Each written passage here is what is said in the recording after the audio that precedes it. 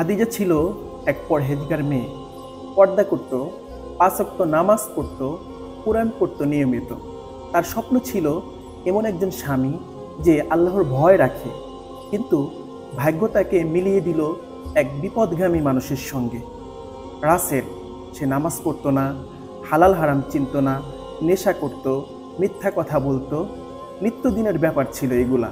বিয়ের কিছুদিন পর থেকেই খাদিজা টের পেল রাসেলের চরিত্রে রয়েছে গড়বড়। সে গভীর রাতে বাসায় ফিরত, কিছু বললেই গালি দিত, খাদিজার পর্দা নিয়ে বিদ্রূপ করত। এক রাতে রাসেল বলল, তুমি পর্দা করে আমার ইজ্জত নষ্ট করো না, এসব মধ্যযুগীয় চিন্তা বাদ দাও। খাদিজা কেঁদে উঠে বলল, আমি তোমার দাসী নই, আমি আল্লাহর বান্দি।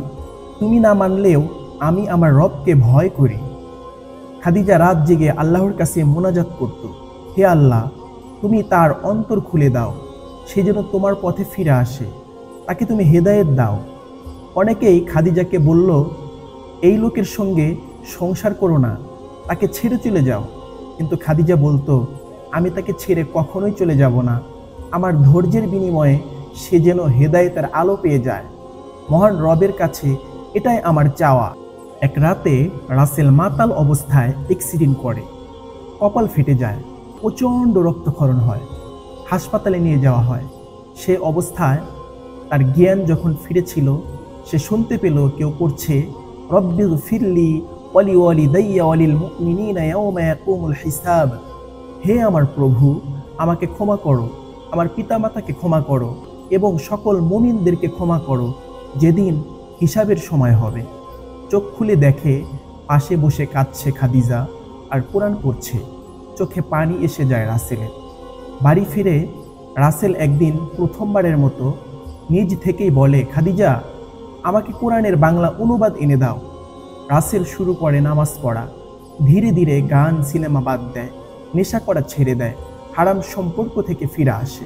একদিন খাদিজাকে বলে, তুমি যদি আমাকে ছেড়ে চলে যেতে, আমি হারিয়ে যেতাম, কিন্তু তুমি ধৈর্য ধরেছিলে, আল্লাহ তাআলার কাছে আমার জন্য দোয়া করেছিলে, আর আজ আমি সেই আলোর পথ পেয়েছি, আলহামদুলিল্লাহ। বছরখানেক পরে রাসেল এক মসজিদের মাহফিলে বক্তৃতা দিচ্ছিল। বলছিল, আমার স্ত্রী একজন সত্যিকারের মুসলিমা, সে শুধু আমার সংসার না, আমার আখিরাতও বাঁচিয়েছে। আর এটাই এক নারীর আসল শক্তি, ধৈর্য, দোয়া এবং আল্লাহর প্রতি ভালোবাসা। শেষ কথা, একজন নারীর দোয়া, ধৈর্য আর আল্লাহর উপর ভরসা বদলে দিতে পারে একজন হারিয়ে যাওয়া পুরুষকে। খাদিজার মতো মেয়েরা হয়তো নিঃশব্দে কাঁদে, কিন্তু তাদের অশ্রু আল্লাহর আরশ না কাঁপানো পর্যন্ত থামে না। প্রিয় ভাই ও বোনেরা, এরকম কাহিনী যদি আপনি শুনতে চান, দেখতে চান, তাহলে অবশ্যই লাইক, কমেন্ট, শেয়ার করতে ভুলবেন না। আর পেজটিকে ফলো করে দেবেন, আর চ্যানেল থেকে দেখলে অবশ্যই চ্যানেলটিকে সাবস্ক্রাইব করে দেবেন। ধন্যবাদ সবাইকে।